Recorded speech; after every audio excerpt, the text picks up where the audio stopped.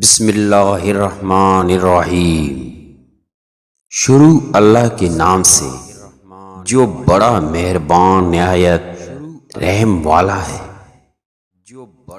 Video دیکھنے سے پہلے تمام قابل احترام دوستوں سے گزارش ہے کہ میرے اس چینل کو لائک اور سبسکرائب کر کے اپنے محبتوں کا اظہار کیمنٹس میں ضرور کیا کریں۔ شکریہ۔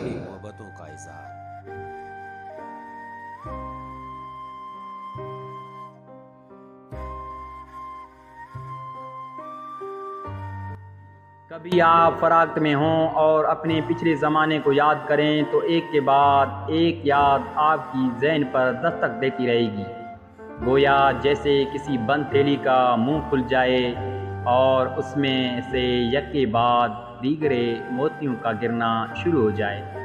بچپن، لڑکپن اور جوانی کی ان گنت سوانی یادیں آپ کو ایک عجیب سرشاری عطا کریں گی اور آپ کی پور اس سرشاری میں ڈوب جائے گی۔ انسان کی زندگی میں سب سے سہانا دور جوانی کا ہوتا ہے، اور جب یہ جوانی کا سہانا دور بیت جائے تو اس کی یادیں بڑھاپے میں آدمی کو ایک نیا جذبہ بخشتی ہیں اور آدمی خود کو پھر سے جوان محسوس کرنے لگتا ہے۔ آدمی بڑھاپے میں جتنا تنہا اور بے کس ہوتا ہے اتنا اپنی زندگی میں کبھی نہیں ہوتا، اور یہ گزری ہوئی یادیں کبھی آدمی کو جینے کا حوصلہ دیتی ہیں تو کبھی آدمی کی پلکیں بھگو ڈالتی ہیں۔ انسان جب اپنے تصور میں گزرے وقت کو یاد کرتا ہے تو بچھڑے ہوئے دوستوں کے چہرے، والدین کے چہرے اور اپنے عزیزوں کے چہرے اس کے ذہن میں باری باری جھلک دکھاتے ہیں، اور انسان ان سب کو دیکھ کر غم اور خوشی کی ملی جلی کیفیت میں ڈوب جاتا ہے۔ گزری ہوئی یادوں کا ہی کمال ہے کہ انسان اپنا گزرا ہوا زمانہ یاد کر کے آگے مستقبل کی تیاری کرتا ہے۔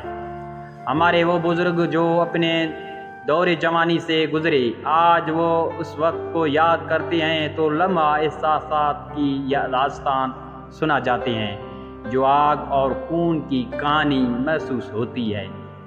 اس کے بعد کے بزرگ اپنی جوانی کو یاد کرتے ہیں تو ایوب خان کے دور کو یاد کر کے آہیں بھرتے ہیں کہ ہائے کیا دور تھا، کتنا امن اور سستائی تھی۔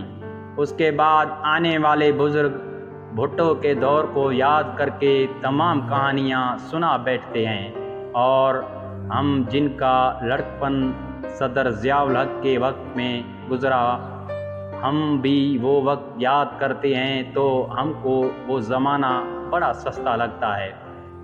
آج کے مقابلے میں ان تمام پرانی گزری ہوئی یادوں کو ایک سنہری خزانے سے تشبیہ دی جاتی ہے، کیونکہ اس سنہری خزانے میں یادوں کی صورت سونا چاندی ہیرے موتی سبھی کچھ موجود ہوتا ہے۔